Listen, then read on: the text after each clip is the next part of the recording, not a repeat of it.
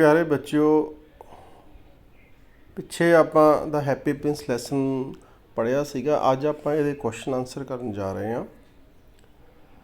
पहला क्वेश्चन है, where did the statue of Happy Prince stand. भी हैप्पी प्रिंस का स्टैचू बुत कित्थे खड़ा सी।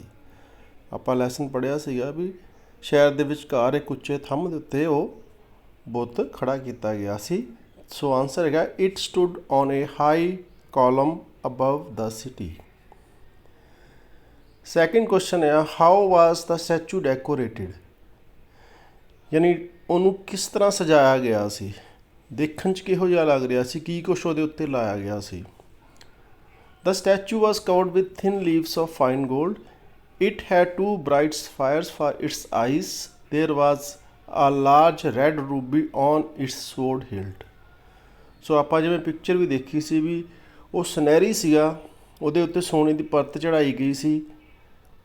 ਉਹਦੀਆਂ ਅੱਖਾਂ ਵਿੱਚ ਦੋ ਕੀਮਤੀ ਪੱਥਰ ਸੀਗੇ ਜਿਹਨੂੰ ਆਪਾਂ ਨੀਲਮ ਕਹਿੰਦੇ ਆ, ਜੋ ਭਾਰਤ ਤੋਂ ਮੰਗਾਏ ਗਏ ਸੀ ਹਜ਼ਾਰਾਂ ਸਾਲ ਪਹਿਲਾਂ। ਇਹ ਆਪਾਂ ਲੈਸਨ ਦੇ ਵਿੱਚ ਪੜ੍ਹਿਆ ਆ। ਅਤੇ ਉਹਦੀ ਤਲਵਾਰ ਦੀ ਮੁੱਠ ਦੇ ਉੱਤੇ ਇੱਕ ਲਾਲ ਰੰਗ ਦੀ ਵੱਡੀ ਸਾਰੀ रूबी लगी हुई सी, मनी लगी हुई सी, वो भी कीमती पत्थर आ। सो नैक्सट क्वेश्चन है, where was the swallow going. वो पंछी अबाबील कित्थे जा रहा सी। सो लैसन जो अपना शुरू होंदा तो आप पढ़ते हैं भी जिहड़ा पंछी हैप्पी प्रिंस के पैरों के हेठां आके बैठता है, ਉਹਦੇ दोस्त 6 हफ्ते पहला इजिप्ट चले गए सी। सो ये भी उन्होंने मगर उत्थे जा रहा सी। The swallow was going to Egypt, his friends had already gone there. ਉਹਦੇ दोस्त उत्थे जा चुके सी। Why did the swallow put up between the feet of the happy prince. जिहड़ा स्वैलो सीगा वो हैप्पी प्रिंस के पैरों में ही क्यों रुकिया, क्योंकि उत्थे ताज़ी हवा मिल रही सी, क्योंकि वो जिहड़ा बुत सीगा काफ़ी उचाई ते लगा होया सी। सो आंसर है साडा, it was a fine place between the feet of the happy Prince. Also there was plenty of fresh air. That's why the swallow put up there।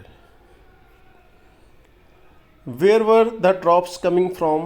बूंदा कित्थों डिग रही सी, पानी दियां बूंदा कित्थों डिग रही सी। the drops were coming from the eyes of the statue of happy prince। So happy Prince का जिहड़ा बुत उत्थे खड़ा किया गया सी, क्योंकि बहुत उचाई ते सी, अपने शहर दियां दुख तकलीफां देख रहा सी। उन्होंने देख के उहदी अखां दे विच हंझू आ रहे सी। why was the happy prince crying। The statue of Happy Prince had been set up very high। He could see all the sorrows and misery of the city people। It made him cry। क्योंकि वो दुख तकलीफां लोगों ਦੀਆਂ देख पा रहा सी उत्थे, ਉਹਨੂੰ ਜਿਹੜਾ ਸੀ इदां लग रहा ਸੀਗਾ ਵੀ ਉਹ ਹੁਣ ਕੁਛ नहीं कर पा रहा, इस करके ਜਿਹੜਾ ਆ ਉਹਦੀ ਅੱਖਾਂ ਦੇ ਵਿੱਚੋਂ ਹੰਝੂ ਆ ਰਹੇ ਸੀ। Describe the seamstress in the words of the prince। seamstress ਦੀ ਗੱਲ ਆਪਾਂ ਪਹਿਲਾਂ ਕੀਤੀ ਹੈ। ਜਿਵੇਂ ਟੇਲਰ ਜਿਹੜਾ ਹੁੰਦਾ ਆ ਉਹ ਦਰਜੀ ਹੁੰਦਾ ਆ, ਕੱਪੜੇ ਸੀਨ ਵਾਲਾ। ਜੇ ਕੋਈ ਲੇਡੀ ਟੇਲਰ ਆ ਤਾਂ ਉਹਨੂੰ ਸੀਮਸਟੈਸ ਵੀ ਕਹਿੰਦੇ ਆ। ਉਹਦੇ ਬਾਰੇ ਆਪਾਂ ਦੱਸਣਾ ਆ ਵੀ ਉਹਦੇ ਹਾਲਾਤ ਕਿਹੋ ਜਿਹੇ ਸੀ। The seamstress had a thin and worn face. She was embroidering flowers on the satin gown. Her hands were coarse and red. They were all ਪ੍ਰਿਕਡ by the needle. ਜਿਹੜੀ ਔਰਤ ਸੀਗੀ ਉਹਦਾ ਚਿਹਰਾ ਪਤਲਾ ਸੀਗਾ, ਭੁੱਖ ਦੇ ਨਾਲ ਖਾਣ ਨੂੰ ਮਿਲਦਾ ਨਹੀਂ ਸੀਗਾ ਅਤੇ ਥੱਕਿਆ ਹੋਇਆ ਸੀਗਾ। ਉਹ ਰਾਣੀ ਦੀ ਸਭ ਤੋਂ ਪਿਆਰੀ ਨੌਕਰਾਣੀ ਦੇ ਲਈ ਸਾਟਨ ਗਾਊਨ ਦੇ ਉੱਤੇ ਐਮਬਰਾਇਡਰੀ ਕਰ ਰਹੀ ਸੀ, ਪਰ ਉਹ ਥੱਕੀ ਹੋਈ ਸੀ, ਉਹ ਕੋਲ ਖਾਣ ਨੂੰ ਕੁਛ ਨਹੀਂ ਸੀ ਅਤੇ ਉਹ ਕਰ ਨਹੀਂ ਪਾ ਰਹੀ ਸੀ। ਵਾਈ ਵਾਜ਼ ਦ ਸੀਮਸਟੈਸਿਸ ਲਿਟਲ ਬॉय ਕਰਾਈਂਗ। ਸੀਮਸਟੈਸ ਦਾ ਜਿਹੜਾ ਛੋਟਾ ਬੱਚਾ ਕਿਉਂ ਰੋ ਰਿਹਾ ਸੀ, ਕਿਉਂਕਿ ਉਹਨੂੰ ਬੁਖਾਰ ਸੀ, ਉਹ ਭੁੱਖਾ ਸੀਗਾ ਅਤੇ ਉਹ ਔਰੇਂਜਿਸ ਮੰਗ ਰਿਹਾ ਸੀ, ਸੰਤਰੇ ਮੰਗ ਰਿਹਾ ਸੀ, ਪਰ ਹੈ ਨਹੀਂ ਸੀ ਉਹਦੇ ਕੋਲ। ਸਿਰਫ ਕੀ ਸੀਗਾ, ਰਿਵਰ ਵਾਟਰ ਸੀਗਾ। ਆਪਾਂ ਲੈਸਨ ਦੇ ਵਿੱਚ ਪੜ੍ਹਿਆ ਆ। The little boy was ill, he had fever, he was crying for oranges. How did the happy prince and the swallow help seamstress. ਕਿੱਦਾਂ ਉਹਨਾਂ ਨੇ ਉਸ ਦਰਜਨ ਦੀ ਹੈਲਪ ਕੀਤੀ। The happy prince ask the swallow to pluck the ruby out of his sword hilt and take it to the seamstress। The swallow did the same। Thus they helped the seamstress। ਉਹਨੇ ਉਹ ਜਿਹੜਾ ਉਹਦੀ ਤਲਵਾਰ ਦੀ ਮੁੱਠ ਤੇ ਜਿਹੜੀ red Ruby ਲੱਗੀ ਸੀਗੀ ਉਹ ਉੱਥੋਂ ਲਾਈ ਤੇ ਲਾ ਕੇ ਉਹਨੂੰ ਦੇ ਦਿੱਤੀ। ਇਹ ਸਾਰਾ ਕੁਛ ਉਹਨੇ ਹੈਪੀ ਪ੍ਰਿੰਸ ਦੇ ਕਹਿਣ ਦੇ ਉੱਤੇ ਕੀਤਾ। Why did the swallow feel warm, swallow ਨੂੰ ਗਰਮੀ ਕਿਉਂ ਮਹਿਸੂਸ ਹੋਈ? ਕਿਉਂਕਿ ਉੱਥੇ ਠੰਡ ਬਹੁਤ ਸੀ, ਪਰ ਉਹਨੂੰ ਕਿਉਂ ਗਰਮੀ ਮਹਿਸੂਸ ਹੋਈ? ਕਿਉਂਕਿ ਉਹਨੇ ਇੱਕ ਚੰਗਾ ਕੰਮ ਕੀਤਾ ਸੀਗਾ। The swallow had done a good deed, good deed ਮਤਲਬ ਅੱਛਾ ਕੰਮ, ਚੰਗਾ ਕੰਮ। The thought of it made him feel warm, ਇਸ ਕਰਕੇ ਉਹਨੂੰ ਗਰਮੀ ਮਹਿਸੂਸ ਹੋਈ। ਵਟ trouble the young man in the ਗੈਰਟ, ਗੈਰਟ ਯਾਨੀ ਅਟਾਰੀ, ਅਟਾਰੀ ਦਾ ਮਤਲਬ ਜੇ ਕੁਛ ਬੱਚਿਆਂ ਨੂੰ ਨਹੀਂ ਸਮਝ ਰਿਹਾ, ਅਟਾਰੀ ਦਾ ਮਤਲਬ ਹੈ ਚੁਬਾਰਾ, ਯਾਨੀ ਜਿਵੇਂ ਇੱਕ ਕਮਰਾ ਥੱਲੇ ਉਹਦੇ ਉੱਤੇ ਜਿਹੜਾ ਕਮਰਾ ਆ ਉਹਨੂੰ ਆਪਾਂ ਗੈਰਟ ਕਹਿ ਸਕਦੇ ਹਾਂ। ਸੋ ਜੇ ਅਟਾਰੀ ਵਰਡ ਤੁਹਾਡੇ ਲਈ ਨਹੀਂ ਕਲੀਅਰ ਹੈ ਤਾਂ ਚੁਬਾਰਾ ਜਿਹੜਾ ਵਰਡ ਹੈ ਉਹ ਯਾਦ ਰੱਖਿਓ। The young man in the garret was a poor playwright, playwright ਹੁੰਦਾ ਜੋ ਕੁਛ ਲਿਖਦਾ ਆ, ਕਹਾਣੀਆਂ ਜਾਂ ਨਾਟਕ ਲਿਖਦਾ ਆ ਨਾ, ਉਹਨੂੰ ਪਲੇ ਰਾਈਟ ਕਹਿੰਦੇ। He was feeling very cold and there was no fire in the grate, he was feeling hungry also. ਉਹ ਜਿਹੜਾ ਬੰਦਾ ਸੀਗਾ ਉਹਨੂੰ ਠੰਡ ਲੱਗ ਰਹੀ ਸੀ, ਠੰਡ ਕਰਕੇ ਲਿਖ ਨਹੀਂ ਪਾ ਰਿਹਾ ਸੀ, ਕਿਉਂਕਿ ਜੋ ਉਹਦੇ ਕੋਲ ਅੰਗੀਠੀ ਸੀ ਉਹਦੇ ਵਿੱਚ ਵੀ ਅੱਗ ਨਹੀਂ ਸੀ, ਕਮਰਾ ਵੀ ਠੰਡਾ ਸੀਗਾ, ਭੁੱਖ ਵੀ ਉਹਨੂੰ ਲੱਗੀ ਹੋਈ ਸੀ, ਇਸ ਕਰਕੇ ਉਹਦੇ ਦਿਮਾਗ ਦੇ ਉੱਤੇ ਜਿਹੜਾ ਨਾਟਕ ਸੁੱਝ ਨਹੀਂ ਰਿਹਾ ਸੀ, ਲਿਖਣ ਵਾਸਤੇ ਕੁਛ ਉਹਦੇ ਦਿਮਾਗ 'ਚ ਆ ਨਹੀਂ ਰਿਹਾ ਸੀ। How was the young man helped, ਉਸ ਬੰਦੇ ਦੀ ਹੈਲਪ ਕਿਵੇਂ ਕੀਤੀ ਗਈ? The prince ask the swallow to pluck out the fire from his eye and give it to the young man. The swallow did as he was told. The young man become happy on getting the fire, he was now able to finish his play.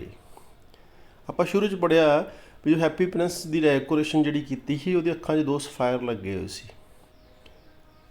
2 ਕੀਮਤੀ ਪੱਥਰ ਲੱਗੇ ਸੀ, ਅਤੇ ਉਹ ਜਿਹੜੇ ਪੱਥਰ ਸੀਗੇ sapphire ਜਿਹੜੇ ਸੀਗੇ ਉਹ ਉਹਨਾਂ ਦੇ ਵਿੱਚੋਂ ਇੱਕ ਕੱਢ ਕੇ ਹੈਪੀ ਪ੍ਰਿੰਸ ਨੇ ਕਿਹਾ ਵੀ ਇੱਕ ਉਹਨਾਂ 'ਚੋਂ ਕੱਢ ਕੇ ਉਸ ਪਲੇ ਰਾਈਟ ਨੂੰ, ਉਸ ਨਾਟਕ ਲਿਖਣ ਵਾਲੇ ਜਿਹੜਾ ਸੀਗਾ ਯੁਵਕ ਸੀਗਾ ਉਹਨੂੰ ਦੇ ਦਿਓ।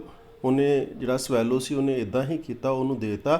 ਹੁਣ ਉਸ ਨੂੰ ਖੁਸ਼ੀ ਮਹਿਸੂਸ ਹੋਈ ਵੀ ਹੁਣ ਉਹ ਠੀਕ ਹੈ, ਆਪਣੀ ਭੁੱਖ ਵੀ ਮਿਟਾ ਸਕੇਗਾ ਅਤੇ ਆਪਣਾ ਨਾਟਕ ਵੀ ਜਿਹੜਾ ਲਿਖ ਰਿਹਾ ਸੀ ਉਹਨੂੰ ਖ਼ਤਮ ਕਰ ਸਕੇਗਾ। ਵਾਈ ਵਾਜ਼ ਦ ਮੈਚ ਗਰਲ ਕਰਾਈਂਗ, ਮੈਚ ਗਰਲ ਜਿਹੜੀ ਮਾਚਿਸਾਂ ਵੇਚ ਰਹੀ ਸੀ, ਉਸਦੇ ਪਿਓ ਨੇ ਉਹਨੂੰ ਕੁਛ ਮਾਚਿਸਾਂ ਦਿੱਤੀਆਂ ਸੀ ਵੀ ਤੂੰ ਇਹਨੂੰ ਵੇਚ ਕੇ ਕੁਛ ਪੈਸੇ ਲੈ ਕੇ ਆ, ਪਰ ਉਹ ਰੋ ਕਿਉਂ ਰਹੀ ਸੀ? The match girls matches had fallen into the gutter, they were all spoiled, that's why she was crying. ਉਹਦੀਆਂ ਜਿਹੜੀਆਂ ਮਾਚਿਸਾਂ ਸੀਗੀਆਂ ਉਹ ਨਾਲੀ 'ਚ ਡਿੱਗ ਪਈਆਂ ਸੀ, ਡਿੱਗਣ ਨਾਲ ਗਿੱਲੀਆਂ ਹੋ ਗਈਆਂ, ਉਹ ਹੁਣ ਵਿਕ ਨਹੀਂ ਸਕਦੀਆਂ ਸੀ, ਉਹ ਖਰਾਬ ਹੋ ਗਈਆਂ ਸੀ, ਇਸ ਕਰਕੇ ਉਹ ਰੋ ਰਹੀ ਸੀ, ਕਿਉਂਕਿ ਉਹਨੂੰ ਪਤਾ ਸੀਗਾ ਵੀ ਜਦੋਂ ਘਰ ਗਈ ਉਹਦੇ ਪਿਓ ਨੇ ਪੁੱਛਣਾ ਅਤੇ ਉਹਨੂੰ ਕੁੱਟਣਾ ਆ, ਕਿਉਂਕਿ ਉਹ ਪੈਸੇ ਨਹੀਂ ਕਮਾ ਪਾਈ, ਸਗੋਂ ਚੀਜ਼ ਖਰਾਬ ਕਰਤੇ ਆ। The swallow said to the prince, I will stay with you always. Swallow ਨੇ ਇੱਦਾਂ ਕਿਉਂ ਕਿਹਾ ਕਿ ਮੈਂ ਹਮੇਸ਼ਾ ਤੇਰੇ ਨਾਲ ਰਹੂੰਗਾ? ਉਸ ਪੰਛੀ ਨੇ ਕਿਉਂ ਉਸ ਹੈਪੀ ਪ੍ਰਿੰਸ ਨੂੰ ਕਿਹਾ? ਦ Prince had given away the sapphires from his eyes for the poor playwright and the match girl. ਉਹਨੇ ਉਹਦੇ ਅੱਖਾਂ ਦੇ ਵਿੱਚ 2 ਸਫਾਇਰ ਲੱਗੇ ਹੋਏ ਸੀ ਜਿਹੜੇ ਕੀਮਤੀ ਪੱਥਰ ਸੀਗੇ, ਉਹ ਉਹਨੇ ਕਿਹਨੂੰ ਦੇ ਦਿੱਤੇ? ਇੱਕ ਉਹਨੇ ਉਹ ਨਾਟਕ ਲਿਖਣ ਵਾਲੇ ਨੂੰ ਦੇ ਦਿੱਤਾ, ਇੱਕ ਉਹਨੇ ਉਹ ਮੈਚ ਗਰਲ ਵੇਚਣ ਵਾਲੀ ਨੂੰ ਦੇ ਦਿੱਤਾ ਸੀ ਜਿਹਦੀਆਂ ਮਾਚਿਸਾਂ ਡਿੱਗ ਪਈਆਂ ਸੀ। ਹੁਣ ਦੋਵੇਂ ਨਿਕਲ ਗਏ, ਉਹਨੂੰ ਅੱਖਾਂ 'ਚੋਂ ਦਿਖਣਾ ਬੰਦ ਹੋ ਗਿਆ। He had now become completely blind ਹੁੰਦਾ ਅੰਨਾ। The swallow fell deep pity for the prince and decided to stay with him for ever. ਹੁਣ ਉਹਨੂੰ ਜਿਹੜਾ ਪ੍ਰਿੰਸ ਨੂੰ ਦਿਖ ਨਹੀਂ ਕੁਛ ਰਿਹਾ ਸੀ, ਤਾਂ ਸਵੈਲੋ ਨੂੰ ਉਹਦੇ ਉੱਤੇ ਦਇਆ ਆ ਗਈ ਅਤੇ ਹੁਣ ਉਹਨੇ ਇਹ ਸੋਚਿਆ ਵੀ ਮੈਂ ਹਮੇਸ਼ਾ ਹੀ ਇਹਦੇ ਨਾਲ ਰਹੂੰਗਾ, ਕਿਉਂਕਿ ਇਹਨੂੰ ਦਿਖਦਾ ਨਹੀਂ ਹੈ, ਇਹਦੀ ਹੁਣ ਸਾਰਾ ਜਿਹੜਾ ਮੈਂ ਦੱਸਿਆ ਕਰੂੰਗਾ ਆਲੇ ਦੁਆਲੇ ਕੀ ਹੋ ਰਿਹਾ। How did the poor swallow manage to live in so much cold. ਹੁਣ ਬਹੁਤ ਜ਼ਿਆਦਾ ਠੰਡ ਪੈ ਰਹੀ ਸੀ, ਉੱਥੇ ਬਰਫ਼ ਪੈ ਰਹੀ ਸੀ, ਤਾਂ ਉੱਥੇ ਕਿਵੇਂ ਉਹਨੇ ਆਪਣੇ ਆਪ ਨੂੰ, ਜਿਸ ਪੰਛੀ ਨੇ ਉਹਨੂੰ ਰਹਿਣ ਦੇ ਕਾਬਲ ਬਣਾਇਆ? The swallow try to keep himself warm by flapping his wings. ਤੁਸੀਂ ਦੇਖੋ ਪੰਛੀ ਜਦੋਂ ਉੱਡਦੇ ਆ ਤਾਂ ਉਹ ਪਰ ਨੂੰ ਉੱਪਰ ਥੱਲੇ ਕਰਦੇ, ਉਹਨੂੰ ਫਲੈਪਿੰਗ ਕਹਿੰਦੇ। ਤਾਂ ਉਹ ਕੀ ਕਰਦਾ ਸੀ? ਬਹੁਤ ਤੇਜ਼ੀ ਨਾਲ ਆਪਣੇ ਪਰ ਜਿਹੜੇ ਹਿਲਾਉਂਦਾ ਸੀਗਾ, ਜਿਹਦੇ ਨਾਲ ਉਹਦੇ ਸਰੀਰ 'ਚ ਗਰਮੀ ਪੈਦਾ ਹੁੰਦੀ ਸੀ, ਤਾਂ ਠੰਡ ਤੋਂ ਬਚਾਅ ਹੁੰਦਾ ਸੀ। He got some crumbs to eat at the baker's door, thus he manage to live in so much cold. ਅਤੇ ਜਿੱਥੇ ਉਹ ਬ੍ਰੈਡ ਵਗੈਰਾ ਬਣਦੇ ਸੀ ਉੱਥੋਂ ਕੁਛ ਉਹਨੂੰ ਖਾਣ ਨੂੰ ਮਿਲ ਜਾਂਦਾ ਸੀ, ਕੁਛ ਉਹਨੂੰ ਕਰਮਸ ਮਿਲ ਜਾਂਦੇ। ਕਰਮਸ ਹੁੰਦਾ ਬਿਸਕੁਟਾਂ ਦੇ ਜਾਂ ਬ੍ਰੈਡ ਦੇ ਟੁਕੜੇ, ਉੱਥੋਂ ਚੱਕ ਕੇ ਉਹ ਖਾ ਲੈਂਦਾ ਸੀ, ਤਾਂ ਉਹਦਾ ਗੁਜ਼ਾਰਾ ਹੋ ਜਾਂਦਾ। ਇਸ ਤਰ੍ਹਾਂ ਕਰਕੇ ਉਹਨੇ ਆਪਣਾ ਟਾਈਮ ਜਿਹੜਾ ਉੱਥੇ ਕੱਢਿਆ। Why was the statue of happy prince pulled down? Pull down ਮਤਲਬ ਡੇਗ ਦੇਣਾ। ਕਿਉਂ ਡੇਗ ਦਿੱਤਾ ਗਿਆ ਉਹ ਜਿਹੜਾ ਬੁੱਤ ਸੀਗਾ? ਕਿਉਂਕਿ ਉਹਦੇ ਤੋਂ ਸਭ ਕੁਝ ਲੱਥ ਗਿਆ ਸੀ, ਸੋਨਾ ਵੀ ਲੱਥ ਗਿਆ ਸੀ, ਅੱਖਾਂ 'ਚੋਂ ਸਫਾਇਰ ਵੀ ਚਲੇ ਗਏ ਸੀ, ਰੂਬੀ ਵੀ ਹੈ ਨਹੀਂ ਸੀ, ਤਾਂ ਉਹ ਦੇਖਣ 'ਚ ਬਹੁਤ ਭੱਦਾ ਲੱਗ ਰਿਹਾ ਸੀ। The statue of happy prince had lost all its gold, its ruby and sapphires. ਤਿੰਨ ਚੀਜ਼ਾਂ ਸੀ, ਗੋਲਡ, ਰੂਬੀ ਅਤੇ ਸਫਾਇਰ, ਤਿੰਨੇ ਉਹਦੀਆਂ ਲੱਥ ਗਈਆਂ ਸੀ। Now it look dull and grey, therefore it was pulled down. ਇਸ ਕਰਕੇ ਉਹਨੂੰ ਲਾ ਦਿੱਤਾ ਗਿਆ। What were the two most precious things in the city? Precious ਹੁੰਦਾ ਕੀਮਤੀ। ਜਦੋਂ ਗੋਡ ਨੇ ਆਪਣੀ ਏਂਜਲ ਨੂੰ ਕਿਹਾ ਵੀ ਮੈਨੂੰ ਇਸ ਸ਼ਹਿਰ ਦੇ ਵਿੱਚੋਂ, ਇਸ ਧਰਤੀ ਤੋਂ ਮੈਨੂੰ ਸਭ ਤੋਂ ਕੀਮਤੀ ਦੋ ਚੀਜ਼ਾਂ ਲੈ ਕੇ ਦੇ, ਅਤੇ ਉਹਨੇ ਦੋ ਚੀਜ਼ਾਂ ਕਿਹੜੀਆਂ ਲੈ ਕੇ ਦਿੱਤੀਆਂ ਸੀ? ਇੱਕ ਉਸ ਪ੍ਰਿੰਸ ਦਾ ਹਾਰਟ ਜਿਹੜਾ ਲੈਡ ਦਾ ਬਣਿਆ ਹੋਇਆ ਸੀ, ਇੱਕ ਉਹ ਡੈਡ ਸਵੈਲੋ।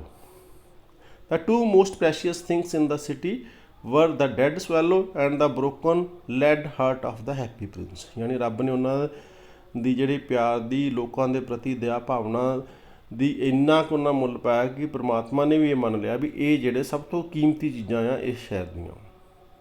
ਸੋ ਬੱਚੋ, ਇਹ ਸੀਗਾ ਲੈਸਨ, ਅਤੇ ਇਹਦੇ ਕੁਐਸਚਨ ਆਨਸਰ ਜਿਹੜੇ ਸੀਗੇ ਇਹ ਤੁਸੀਂ ਜਿਹੜੇ ਆ ਤੁਹਾਨੂੰ ਸਮਝਾ ਦਿੱਤਾ ਗਿਆ। ਵੈਸੇ ਤੁਸੀਂ ਲੈਸਨ ਜੇ ਧਿਆਨ ਨਾਲ ਸੁਣਿਆ ਹੋਊਗਾ ਤੁਹਾਨੂੰ ਸਾਰੇ ਕਲੀਅਰ ਹੋਣਗੇ। ਕੁਐਸਚਨ ਨੂੰ ਧਿਆਨ ਨਾਲ ਪੜ੍ਹਨਾ ਅਤੇ ਆਨਸਰ ਨੂੰ ਫਿਰ ਹੀ ਧਿਆਨ ਨਾਲ ਲਿਖ ਸਕਦੇ ਹੋ।